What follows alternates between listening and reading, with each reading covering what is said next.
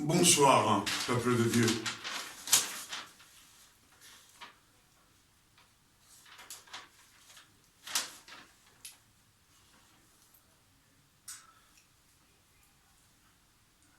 Ce soir, je suis encore parmi vous, ça me fait plaisir. Pour cela, je vous dis, je vous souhaite bonsoir, peuple de Dieu. Vous qui écoutez ce message, je vous souhaite la bienvenue dans l'église des révélations.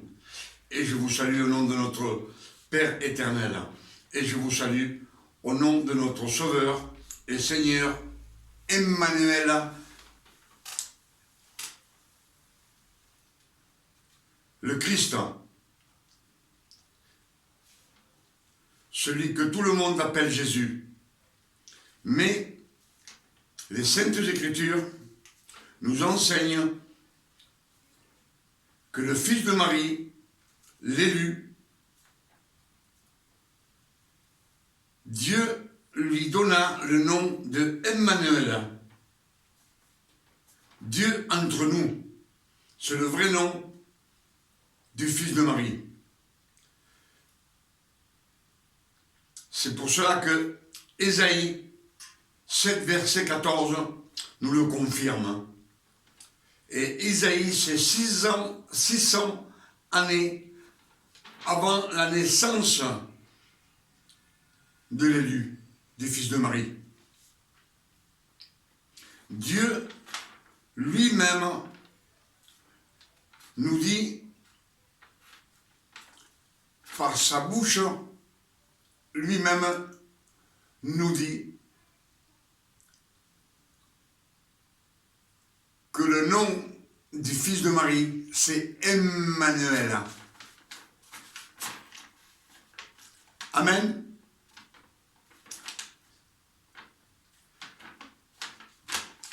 Alors le nom du Fils de Marie, il ne s'appelle pas Jésus. C'est Emmanuel, qui veut dire Dieu parmi nous.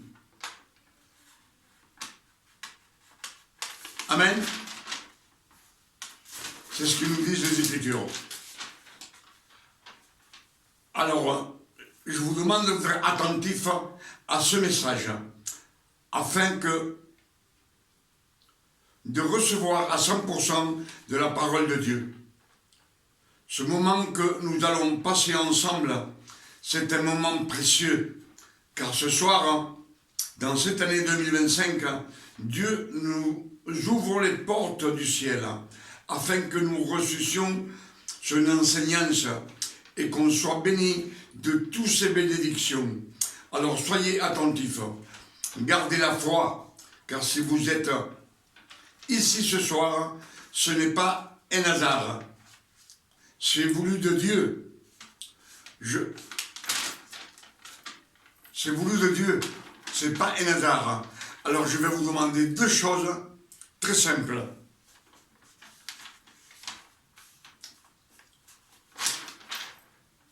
Parce que ce soir, votre comportement va changer.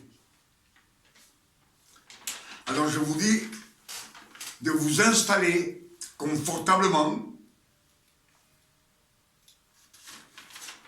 d'être à l'aise, de respirer un bon coup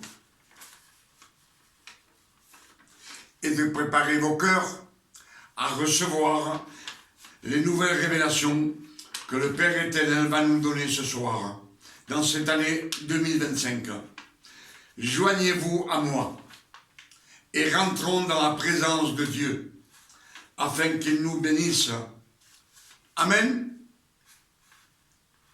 Alors soyez attentifs. Merci. Que béni soit le Père éternel ce soir.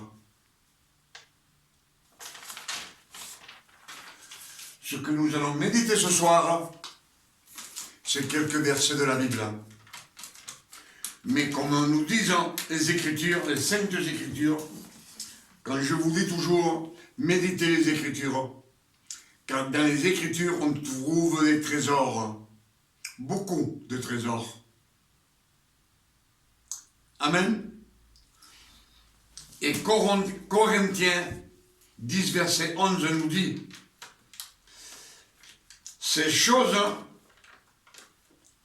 leur sont arrivées pour nous servir d'exemple. Ces choses, ils leur sont arrivées pour nous servir d'exemple à nous. Il nous parle des hommes et des femmes que le Père éternel a choisis dans l'Ancien Testament. Amen.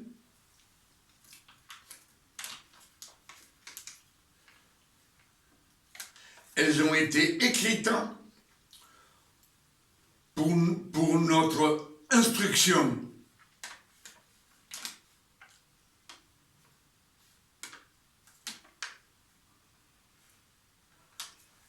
Elles ont été écrites pour notre instruction, nous qui sommes parvenus à la fin des temps. On sait qu'on est en 2025 et les 6000 ans ont été dépassés. Les 6000 ans du Jardin d'Éden à aujourd'hui, on est rentré dans le 7e millénaire, 25 ans de plus, dans le 7e millénaire, et on sait que le Père éternel est prêt de venir chercher ses enfants, ses fils. C'est pour cela que je vous dis d'être attentif, car le Père éternel, il ouvre les portes du ciel pour notre connaissance, afin que nous le prêchions au monde entier et que le monde entier puisse marcher sur le chemin qui mène dans les bras de notre Père éternel. Amen.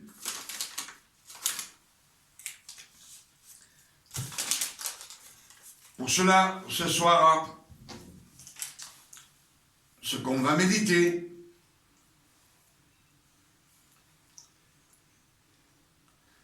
c'est Luc 15,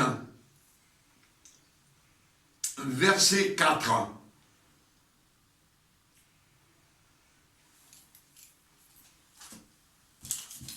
Car Dieu, le Père éternel, nous dit, nul ne peut venir à moi si ce n'est le Père qui vous envoie à moi.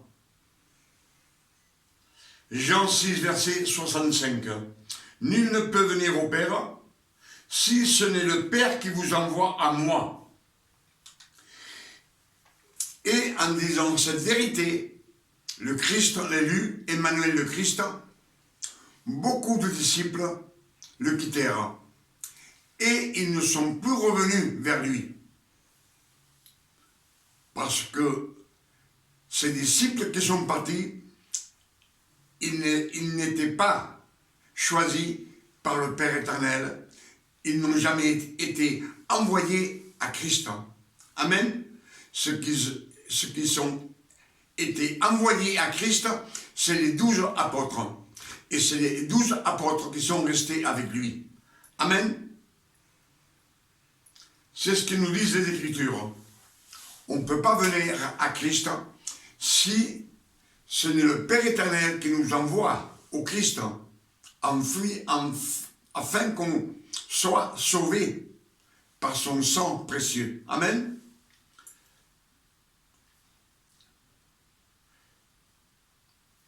Et dans les Écritures, il nous est dit, Luc 15, verset 4, il nous dit comme ceci, « Quel homme d'entre vous, s'il a 100 brebis et qu'il en perde une, ne laisse les 99 autres dans le désert pour aller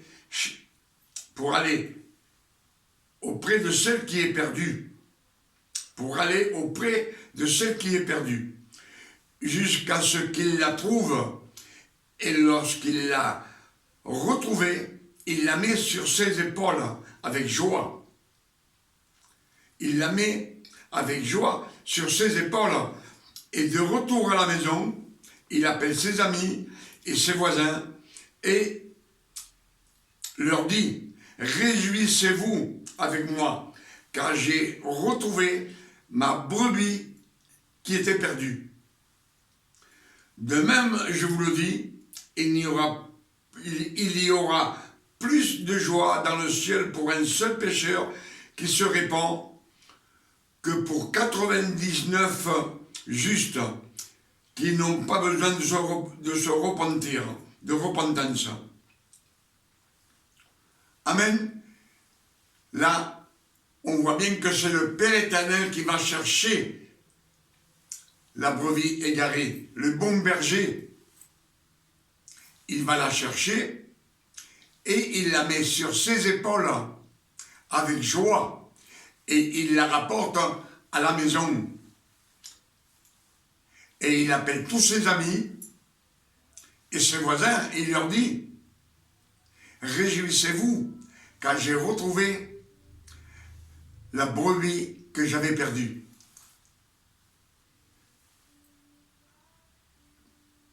Donc, celui qui va chercher la brebis, c'est le Père éternel, pour la ramener dans la maison, dans la sainteté. C'est ce que nous disent Jean 6, verset 65, que nul ne peut venir au Père si nul ne peut venir à moi, dit le Christ, l'élu, si ce n'est le Père qui l'envoie. On voit que le Père va chercher la brebis égarée et il la rapporte à la maison. Amen. Luc 15, verset 8, nous dit: ou quelle femme, si elle a 10 drachmes, 10 pièces d'argent, elle en perd une pièce, elle allume une lampe, elle balaye la maison et cherche avec soin dans tous les coins jusqu'à ce qu'elle la retrouve. Amen. Lorsqu'elle l'a retrouvée, elle appelle ses amis et ses voisines et dit: réjouissez-vous avec moi, car j'ai retrouvé la pièce d'argent que j'avais perdue, la drachme que j'avais perdue. De même, je vous le dis, il y a plus de joie devant les anges de Dieu pour un seul pécheur qui se repent. Amen. Donc, ce que nous disent les Écritures, c'est que le Père éternel va chercher, le bon berger va chercher les brebis perdues, et il les ramène sur ses épaules avec joie. Il les ramène à la maison. Ces quelques versets nous disent la même chose. Amen.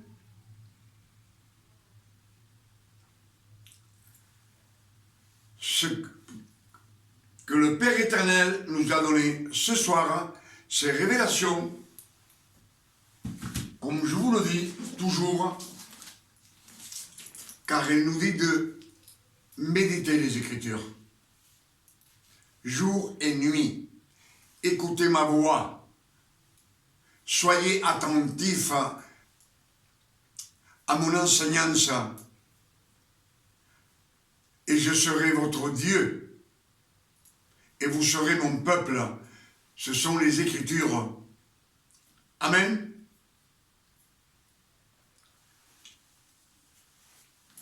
Nous, on dit toujours, on a toujours tendance à dire: j'ai trouvé le Seigneur. Mais c'est une erreur, parce que le Père éternel n'a jamais été perdu. Celui qui a été perdu, c'est nous qui sommes perdus. C'est lui qui nous a retrouvés. C'est lui qui est venu nous chercher. Qui nous a élus. Amen.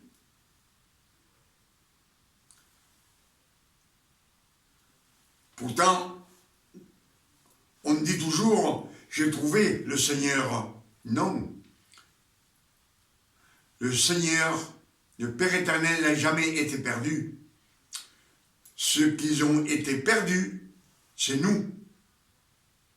Sa création.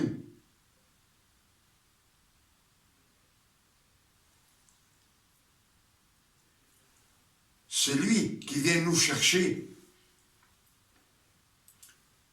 Comme Luc 15, le fils prodigue, quand le fils prodigue se lève, il dit, j'irai chez mon père, et je dirai, j'ai péché contre toi et contre le ciel.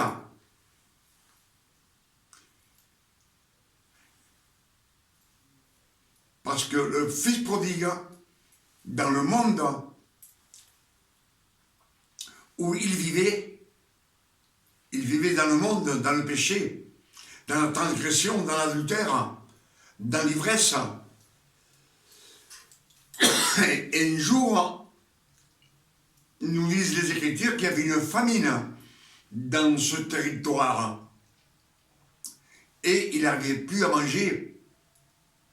Et il se dit à lui-même, dans la maison de mon père, il y a du pain en abondance. Même les ouvriers ont du pain en abondance.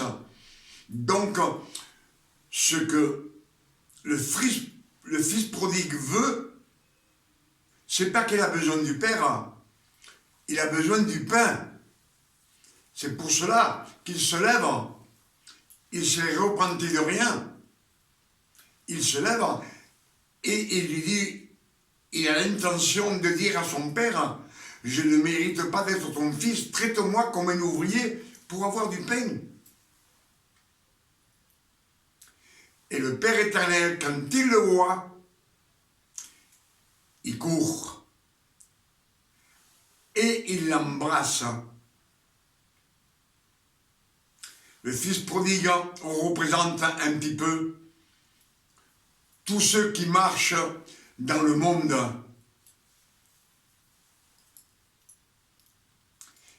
Et qui vivent dans le péché, dans l'adultère, dans le mensonge de la transgression, dans l'ivresse. Ils vivent dans les ténèbres. Et le Père éternel attend, il regarde. Il regarde afin de courir vers celui qui se lève pour venir au Père éternel, mais ils ne sont pas tous élus. Beaucoup d'appelés et peu d'élus. Amen. Avec ces quelques révélations que le Père éternel nous a données ce soir, dans cette année 2025, je dis merci, Père éternel, car c'est vraiment que tu nous ouvres les portes du ciel, afin que nous reçussions tes bénédictions, ton enseignance qui nous mène vers le chemin qui débouche, il débouche dans tes bras. Amen. Je dis merci beaucoup, Père éternel. Que le nom du Père éternel soit béni, glorifié et sanctifié sur la terre comme au ciel. Et je demande au Père éternel, au nom de notre Sauveur Emmanuel le Christ, que ces messages, cette enseignance puisse nous ouvrir les yeux, qui fassent tomber les écailles que nous avons dans les yeux et qui fassent tomber les bouchons que nous avons dans nos oreilles, afin qu'on voit clair et on marche dans la lumière du Père éternel. Amen. Jean 8, verset 12 nous dit: je suis la lumière du monde. Tout celui qui me suit ne marchera jamais dans les ténèbres, mais il aura la lumière de la vie. Amen. La lumière de la vie.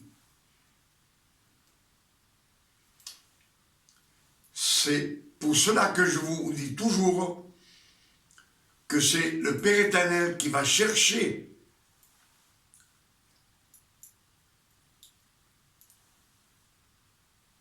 ces créatures perdues, sa création perdue.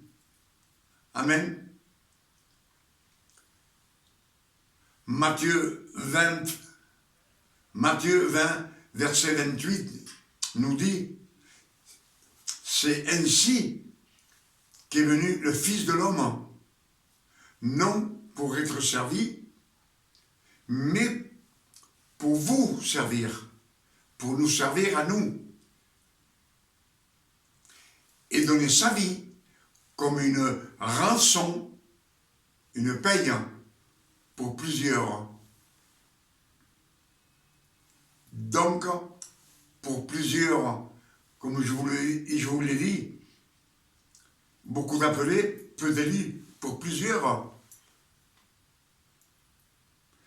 Mais c'est lui qui nous sert. Il est venu pour nous servir à nous. Et quand on demande de nos jours quelque chose au Père éternel, qu'on demande au nom de notre Sauveur Emmanuel, l'élu, le Christ, l'élu, celui qu'on appelle Jésus, il nous dit bien de demander au Père éternel en son nom. Car c'est par son sang que nous avons été sauvés par son sang. C'est ce qui nous dit Jean 6, verset 53, qui nous dit: tout celui qui mange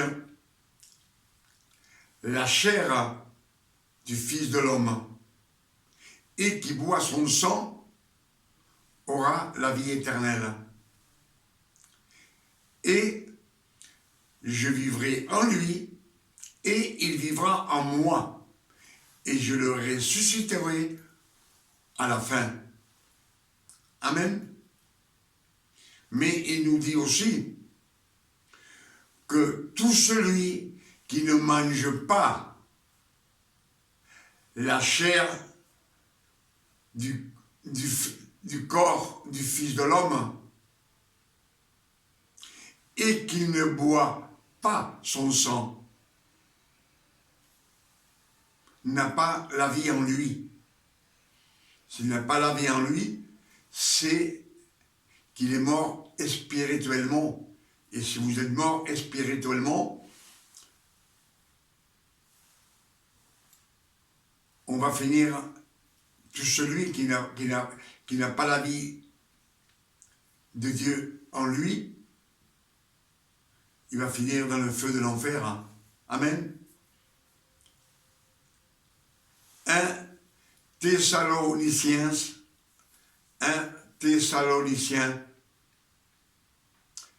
4, verset 16 nous dit: Dieu lui-même, à la voix d'un archange et au son de la trompette de Dieu, Dieu descendra du ciel et tous les morts en Christ ressusciteront. Tous les morts en Christ, les élus, comme je vous l'ai dit, et nous, ces fils qui sommes restés vivants, dans un clin d'œil, nous aurons un corps incorruptible et on rejoindra ensemble les ressuscités en Christ, et nous partirons dans les cieux célestes avec le Père éternel pour toute l'éternité. Vivre avec le Père éternel. Amen. C'est pour cela que je demande au Père éternel ce soir qu'il puisse, avec ses messages et ses bénédictions, que le Père ouvre dans cette année 2025 les portes du ciel pour ses fils, que vous puissiez comprendre les Écritures et marcher sur le chemin qui mène au Père éternel, à la gloire du Père éternel. Amen. Et moi je demande au nom de notre Père éternel, je demande au Père éternel, au nom de notre Sauveur Emmanuel le Christ, qu'il nous donne une nuit de repos, de tranquillité, de paix, de santé, comme le Père éternel s'est donné à ses fils, dans l'amour et dans l'abondance, avec beaucoup de miséricorde et beaucoup d'amour. L'amour de Dieu est incomparable. Vous savez, si vous aimez vos enfants, le monde aime ses fils, l'homme, la femme aime ses enfants, mais il ne sera jamais comparable avec l'amour de Dieu. Si votre amour pour vos enfants est d'un 20%, l'amour du Père éternel pour ses fils, pour sa création, est 1 milliard de plus que ce que vous aimez vos enfants. Pour cela, je vous dis, méditez ce message, travaillez-les, gravez-les dans votre mémoire et prêchez-les au monde entier, car c'est la seule vérité qui va mener le monde entier vers les portes du paradis. Amen. Que le nom du Père éternel soit béni et glorifié. À demain, le Père éternel va nous le permettre, parce que dans cette année, il veut nous donner beaucoup de révélations. Comme je vous l'ai dit, il ouvre les portes du ciel. Comme le Christ, quand il s'est baptisé, le ciel s'est ouvert et le Saint-Esprit est descendu sur lui, sur le Christ, sur Emmanuel le Christ, l'élu, le Fils de Marie, celui qu'on appelle Jésus. Amen. Que Dieu vous garde et vous bénisse.